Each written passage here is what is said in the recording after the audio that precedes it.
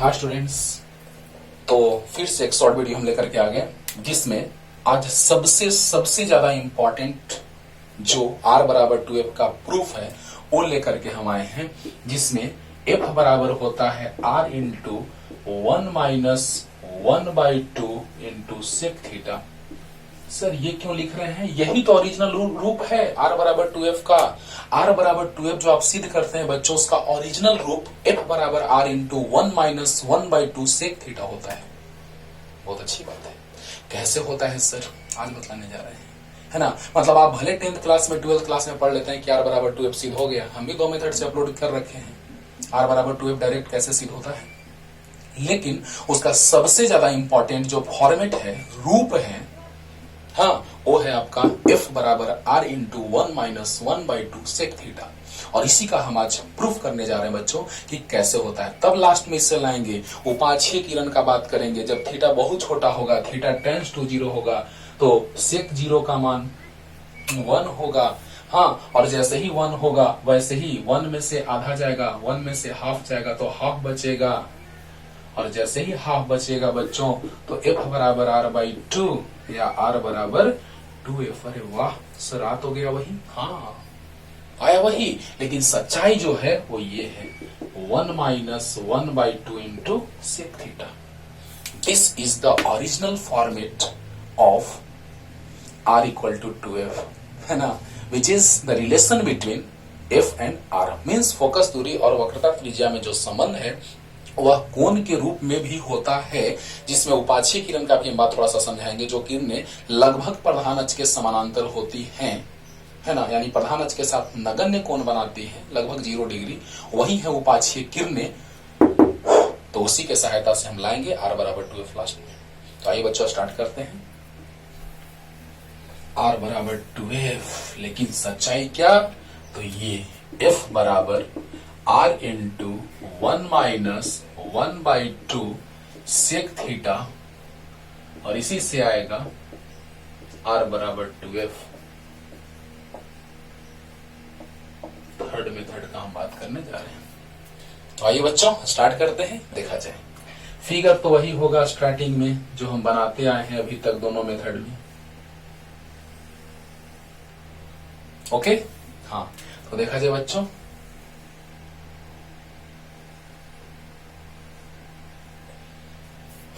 Okay, अब देखा जाए।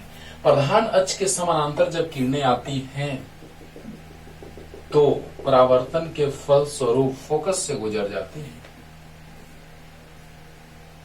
ये है आपतित किरण, ये है ध्रुव, ये है फोकस, और ये है वक्रता केंद्र। ये हम हैं, ये हमारी कार है, और ये हमारी पारी हो रही है ना। तो देखा जाए बच्चों, जैसे ही प्रधान अक्ष के समानांतर किरण आती है किसी प्रकाश स्रोत से, तो वह परावर्तन के फल स्वरूप कहां से गुजरती है? फोकस से। पता है अच्छे से? अच्छा, अब देखिए बच्चों, जो ये आप देख रहे हैं वो आपको पता है क्या है? तो केंद्र से खींची गई रेखा सतह पर जो है, गोलीय सतह पर, वह लंब होती है। अच्छा, एकदम होती है। ये बात हम पहले भी बता चुके हैं आपको बेसिक मैथमेटिकल कॉन्सेप्ट के लेक्चर में। तो बताइए बच्चों, इसको अगर मिला दें, क्योंकि इसी पे खेल चलेगा अभी, तो जरा हमको बतलाइए, ध्यान से सुनिएगा बच्चों। ये आई है, नो डाउट, आपतित किरण और अभिलंब के बीच बना कोण आपतन कोण, और परावर्तित किरण और अभिलंब के बीच बना कोण परावर्तन कोण। और ये रेखा इसके समानांतर है, यानी ये प्रकाश की किरण प्रधान अक्ष के समानांतर है, तो एकांतर कोण आपस में क्या होगा? बराबर होगा। अब देखिए बच्चों, इसी को हम थीटा मान लेते थे, क्योंकि प्रकाश के परावर्तन के नियम से आई और आर बराबर होता है, उसको थीटा मान लिए। जल्दी इतना बनाइए, और बस आई आर को थीटा मान लेंगे। तो देखा जाए बच्चों, आई को भी हटा के थीटा, आर को भी हटा के थीटा, ऐसे आसानी होता है सोचने में बच्चों, और ये भी थीटा। अब देखिए क्या होगा, ध्यान से समझिएगा। समद्विबाहु त्रिभुज हुआ ना, कि नहीं हुआ। ये है आपका क्या बच्चों, समद्विबाहु त्रिभुज। क्योंकि दो कोण आपस में बराबर हैं तो दो भुजाएं भी बराबर होंगी। कौन कौन भुजा, तो कोण के सामने का भुजा, कोण के सामने का भुजा, यानी ये भुजा और ये भुजा बराबर है। तो आपको पता है, अगर ऐसे वैसे ही हम त्रिभुज बना रहे समझने के लिए, ये दोनों भुजा बराबर, ओके। तो बताइए बच्चों, जो भुजा बराबर होता है उसी के सिर से डाला गया जो लंब है वह इसको दो बराबर भाग में बांटता है। अब बना के देख लीजिएगा, समद्विबाहु त्रिभुज में दो भुजाएं बराबर हैं, उसी के सिर से खींचा गया लंब इस भुजा को दो बराबर भाग में बांटता है। अब आप आज जाके बना के देखिए, आज कंस्ट्रक्शन कीजिए, 100% आएगा बच्चों। तो बतलाइए कि जब दो कोण बराबर, तो इस कोण के सामने का इस कोण के सामने का भुजा बराबर, तो बतलाइए लंब डालेंगे।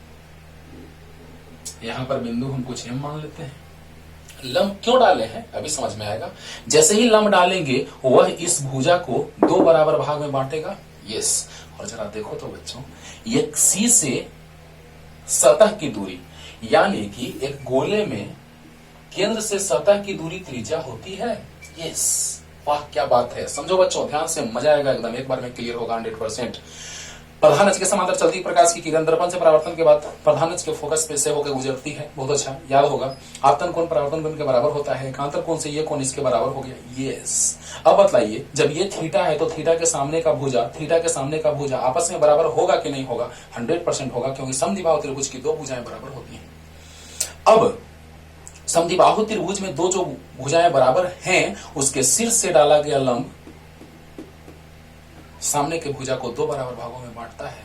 और नसीब अच्छा है कि ये जो CQ है वह R है, क्योंकि केंद्र से सतह की दूरी वक्रता त्रिज्या, केंद्र से सतह की दूरी वक्रता त्रिज्या।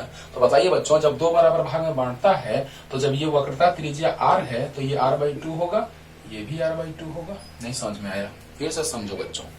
C से Q के बीच की दूरी वक्रता त्रिज्या है, क्योंकि केंद्र और सतह के बीच की दूरी जो होती है वह वक्रता त्रिज्या होती है।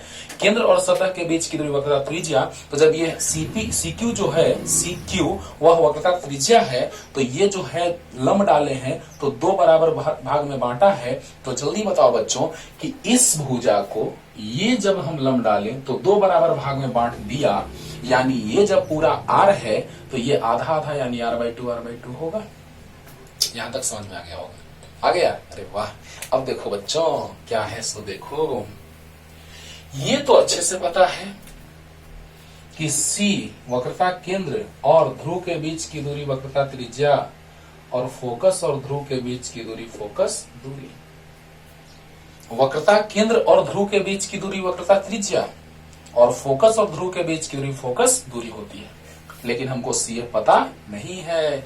अब बताओ बच्चों, ये लंब डाले हैं तो ये समकोण त्रिभुज, और समकोण के सामने का भुजा कर्ण होता है, और थीटा के सामने का लंब होता है, और जो बच गया सो आधार होता है। तो बताइए बच्चों, अगर इस त्रिभुज में हम चल दें, समकोण त्रिभुज CMF में बताइए बच्चों क्या होगा।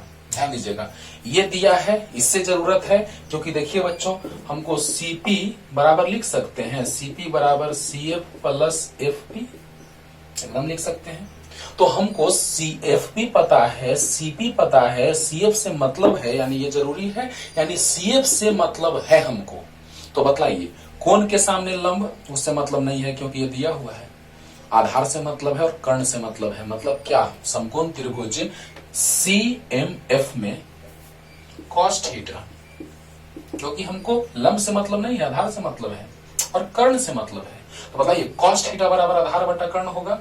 आधार कोण के सामने लंब, 90 के सामने कर्ण, तो ये बच गया आधार, यानी CM बटा CF।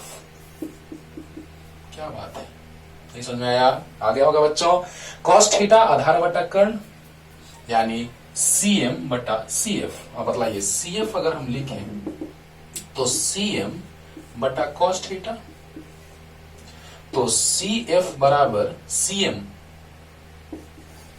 और cos थीटा ऊपर जाएगा तो sec थीटा। तो बताइए बच्चों, CF बराबर आ गया CM मतलब R/2 इंटू sec थीटा। अरे समझ में आ गया होगा बच्चों, आ गया होगा बच्चों। यस, अब बतलाइए सीपी, सीपी जो है वो आर है, सीएफ अब ऐसे ही रहने देते हैं, प्लस एफपी जो है वो एफ है। बोलो जल्दी बोलो। अरे सीपी बराबर सीएफ प्लस एफपी, तो सीपी आर है और सीएफ रखे हुए निकाल के वैल्यू, और एफपी एफ है। अब बताइए बच्चों, जल्दी से इतना लिखिए, जल्दी से जल्दी।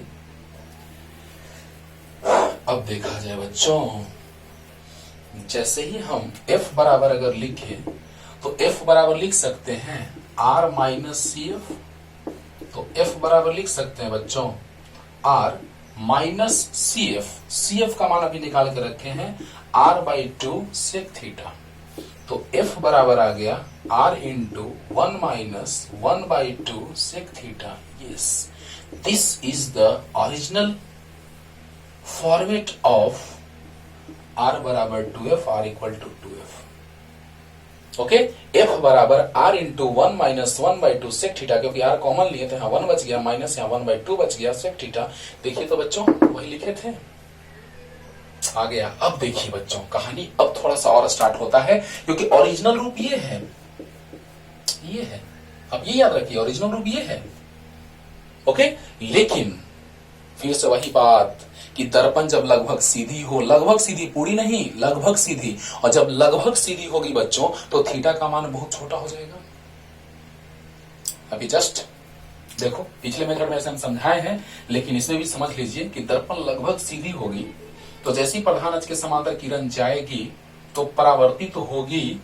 तो बतलाओ बच्चों, आपतित किरण और परावर्तित किरण उसी पे आ गया, यानी आपतित किरण और अभिलंब एक दूसरे पे छा रहा है, यानी कोण का मान बहुत कम, लगभग 0। फिर से समझो, जब ये दर्पण लगभग सीधी हो जाएगी, लगभग सीधी होगी, तो जो हम प्रकाश की किरण लाएंगे वह लगभग उसी पे गुजरेगी। क्यों? क्योंकि आपतित किरण और अभिलंब के बीच बना कोण आपतन कोण तो बहुत छोटा रहेगा, तो लगभग उसी पे गुजर जाएगा, यानी समतल दर्पण के जैसा व्यवहार करेगा।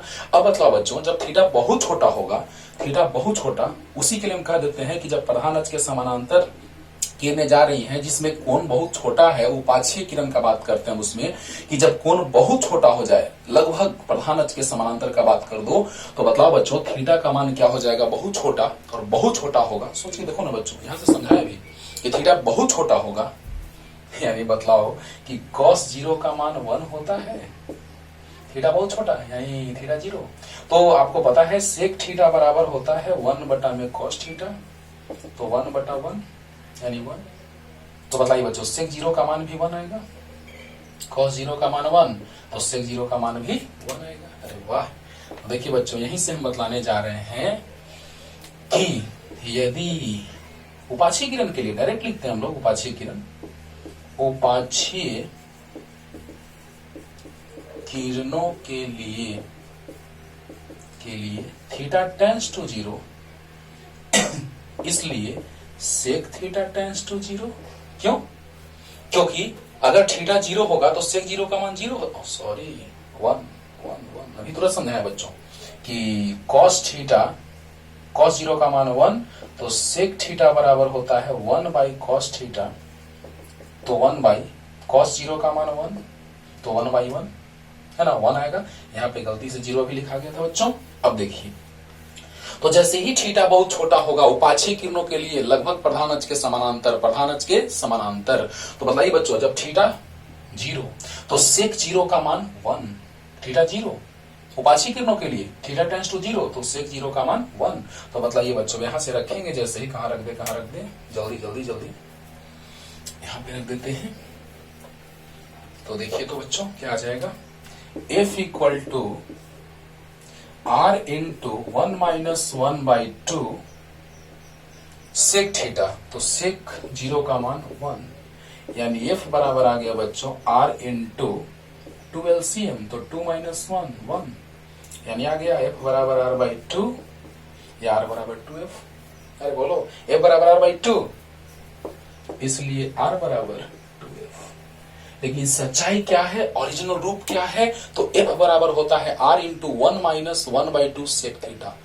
F बराबर R into 1 minus 1/2 sec theta, उसी से आता है उपाक्षय किरण के लिए, क्योंकि जब प्रधान अक्ष के लगभग समांतर किरण जाएगी तो थीटा का मान लगभग 0 होगा और सेक 0 का मान 1 होगा और वहां से आ जाता है r बराबर 2f।